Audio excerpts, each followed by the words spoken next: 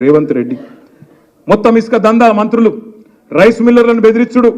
క్రషర్లను పిలిచి బెదిరించుడు మళ్ళీ ఇవన్నీ బయటికి రాకుండా చేసేందుకు ఏం చేయాలి 6 గ్యారెంటీలు పక్కకు పోయినాయి ఇప్పుడు 6 గారడీలు మోపోయినాయి 6 గారడీలు అంటే ఏంటి ఒకటేమో కాళేశ్వరం స్కామ్ అని చెప్పి యూట్యూబ్లో ఆన్లైన్లో ఒకటి రాయాలి ఇంకో దిక్కు బర్ల స్కామ్ ఇంకో దిక్కు గొర్రెల స్కామ్ ఇంకో దిక్కు ఫోన్ ట్యాపింగ్ ఇదట అంటే అదట అదట అంటే ఇదట వీళ్ళ ఫోన్ ట్యాప్ అయిందంటే వాళ్ళ ఫోన్ ట్యాప్ అయిందట నిన్న చూసిన దగ్గర నేను 10 లక్షల ఫోన్లు ట్యాప్ చేసిండు కేసీఆర్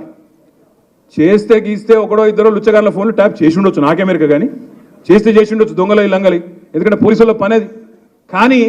దానికి ఏదో పెద్ద అంతర్జాతీయ కుంభకోణం ఏందో జరిగిపోయింది ఏమో అయిపోయింది ఎందుకు ఇవన్నీ డ్రామాలు ఎందుకంటే ప్రజల మనసు అటెన్షన్ డైవర్ట్ చేయాలి దేని మీదకి డైవర్ట్ చేయాలి రైతు బంధు ఇస్తలేదన్న దాని మీకు డైవర్ట్ చేయాలి మహిళలకు 2500 వస్తలేదన్న దాని మీకు డైవర్ట్ చేయాలి పెద్ద మనుషులకు 4000 పెన్షన్ వస్తలేదన్న దాని మీకు వెళ్ళి అటెన్షన్ డైవర్ట్ చేయాలి దేని మీదకి తిప్పాలి దీన్నంతా అగో ఏదో జరిగిపోయిందట కుంభకోణమాట లంబకోణమాట అరే రేవంత్ రెడ్డి గారు ముఖ్యమంత్రిగా నువ్వే ఉన్నావు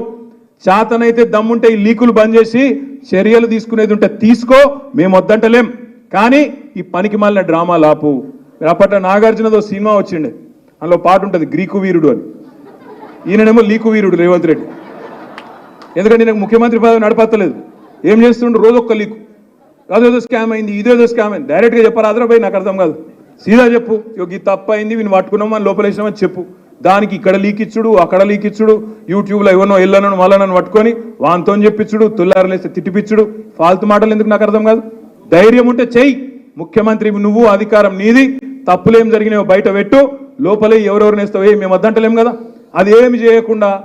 రైతు రుణమాఫీ అడుగుతారేమో ఈ బల కొడతారేమో అందుకే నిన్న మా హరీష్ రావు గారు మంచి స్టేట్మెంట్ ఇచ్చిండు మీరు కూడా దయచేసి మేడ్చల్లో చెప్పాలా రైతులకు చెప్పాలా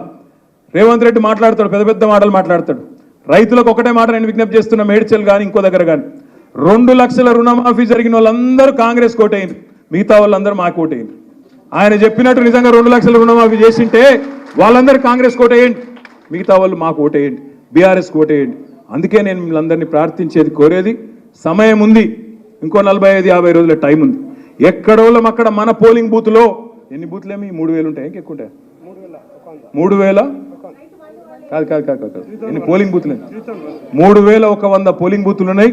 భారతదేశంలోనే అతిపెద్ద నియోజకవర్గం మరి మన నియోజకవర్గం పార్లమెంట్ నియోజకవర్గం ఇది గెలవాలంటే తప్పకుండా ఏ బూత్ కా బూత్లోనే మీరే కథానాయకులు కావాలి మీరే కదలాలి